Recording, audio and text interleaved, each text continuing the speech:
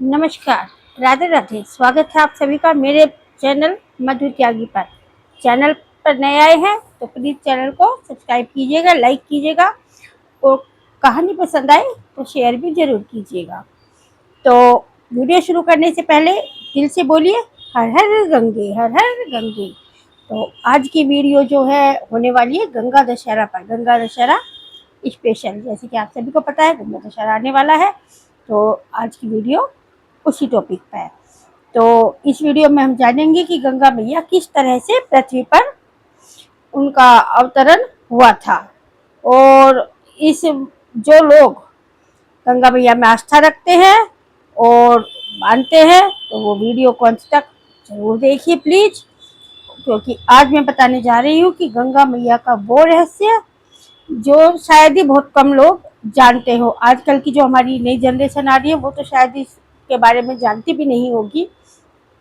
तो आज मैं आपको बताने वाली हूँ कि गंगा मैया का जो अवतरण है वो किस तरह से हमारी पृथ्वी पर आई थी।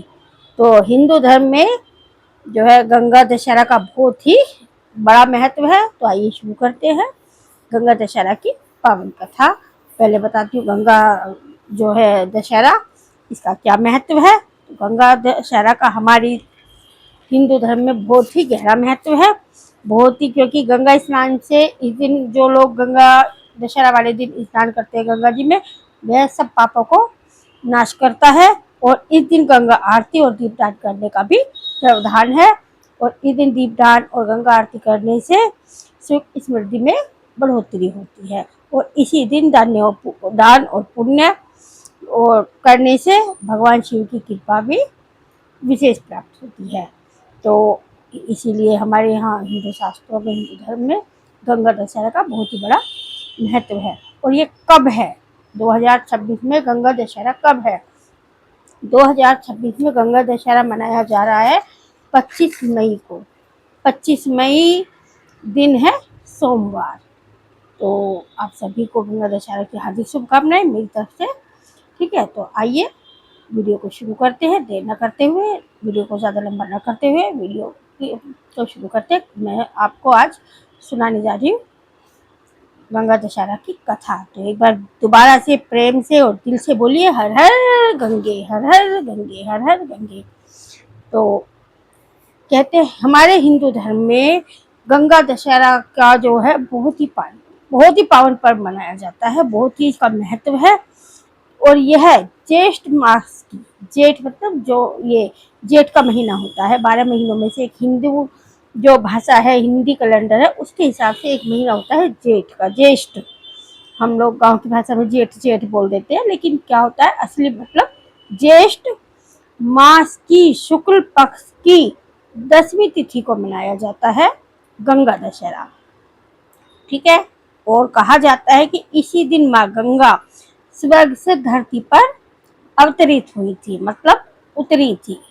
ठीक है, इसी दिन गंगा स्नान का, दान पुण्य और पूजा करने से 10 प्रकार के पापों का नाश होता है। वो बहुत ही पुण्य की प्राप्ति होती है। तो इसकी कथा कुछ इस तरह से है, ध्यान से सुनिएगा। कथा में कोई भूल चूक गलती हो जाए तो उसके लिए मैं माफ़ी चाहूँगी। तो शुरू करते हैं। एक बहुत समय पहले, प्राचीन समय की बात है, एक राजा थे अयोध्या नगरी के। अयोध्या का तो नाम सभी ने सुना होगा, श्री राम जी की जन्मभूमि है अयोध्या नगरी।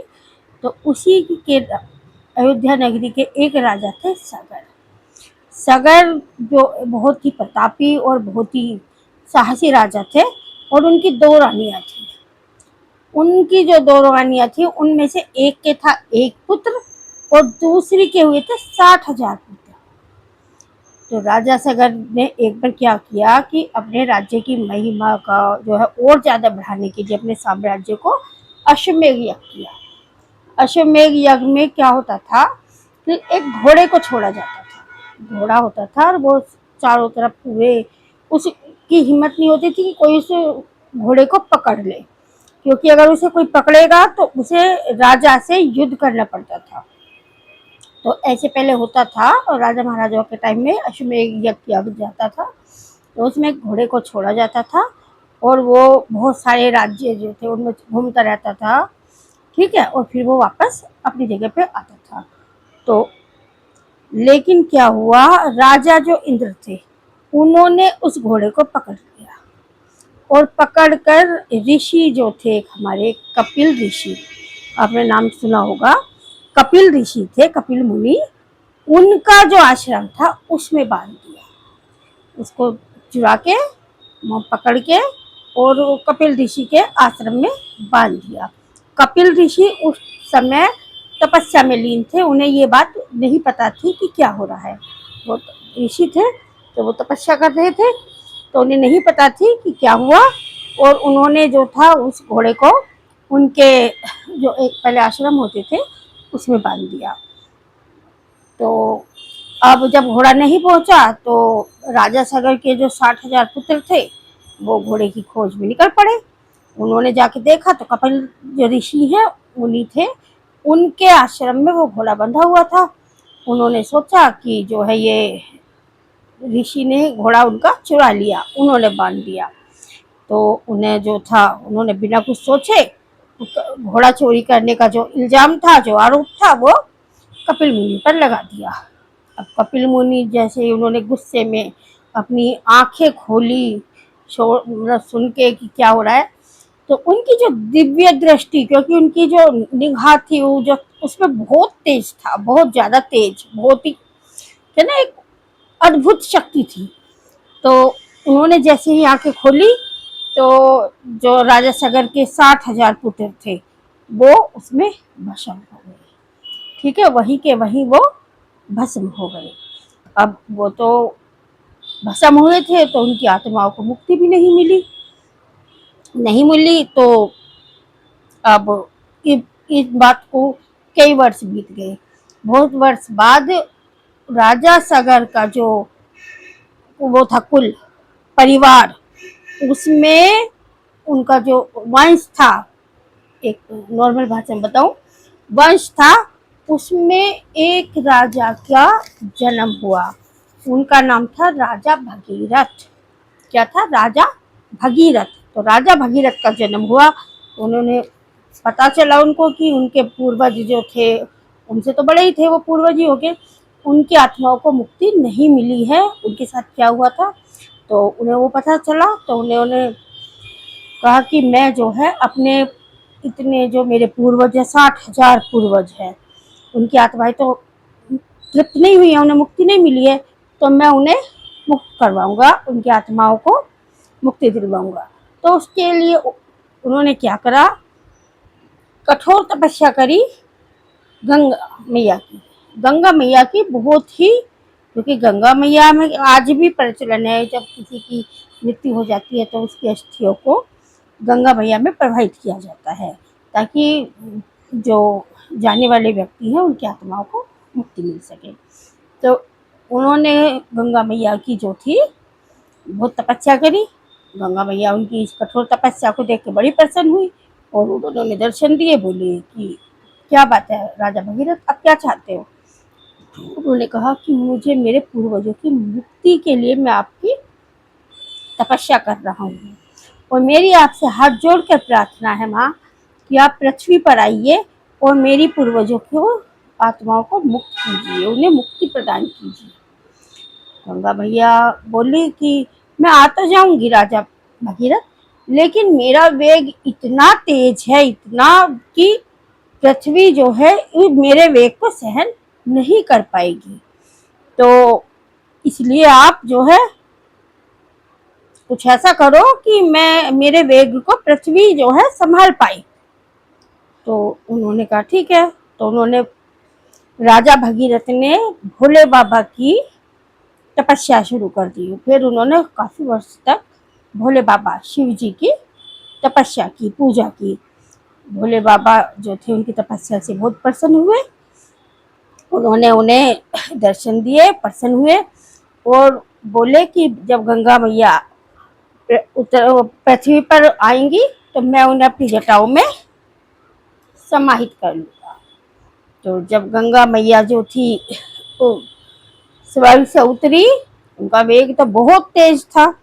तो भोले बाबा ने, शिवजी बाबा ने, शिवजी भगवान ने उन्हें अपनी जटाओं में धारण कर लिया और फिर धीरे धीरे गंगावती को पृथ्वी पर प्रवाहित किया।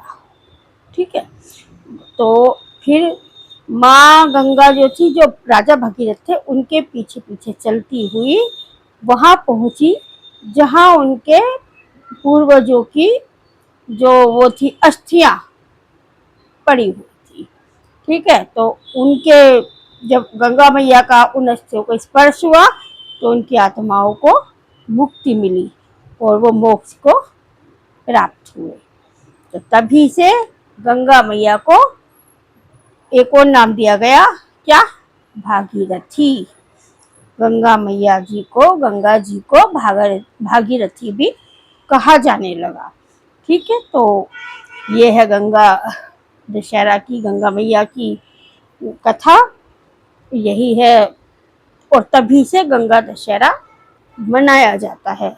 गंगा दशहरा का प्रचलन तभी से हुआ था क्योंकि उस दिन दशमी तिथि थी और गंगा जी ने पृथ्वी पर जो है नीचे उतर कर आई थी पृथ्वी पर, तो तभी से गंगा दशहरा का प्रचलन शुरू हो गया। अगर आप लोगों को ये कहानी पहले से पता थी तो बहुत अच्छी बात है, कमेंट में बताइएगा। और जिन लोगों को नहीं पता थी वो भी कमेंट में ज़रूर बताइएगा कि आपको मेरी कहानी कैसी लगी। और लाइक शेयर कमेंट ज़रूर कीजिएगा। अगर मेरी कहानी में कोई भूल चूक गलती हो गई है तो उसके लिए मैं माफ़ी चाहती हूँ। चैनल पर नए आए हैं तो चैनल को लाइक और सब्सक्राइब ज़रूर कीजिएगा। ठीक है, और तो इस दिन विशेष महत्व होता है। गंगा दशहरा वाले दिन हमें अपनी सामर्थ्य के अनुसार जो है दान पूजा करनी चाहिए। और इस दिन लोग क्या होता है कि जो पानी की प्याऊ होती है वो लगाते हैं, मीठा शरबत बांटते हैं। गंगा दशहरा वाले दिन शरबत का दान भी बहुत किया जाता है, बहुत लोग प्याऊ लगाते हैं ताकि, क्योंकि ज्येष्ठ माह में बहुत ज़्यादा गर्मी पड़ती है, तो ऐसी गर्मी में प्यासे को पानी पिलाना तो बहुत ही पुण्य का काम होता है।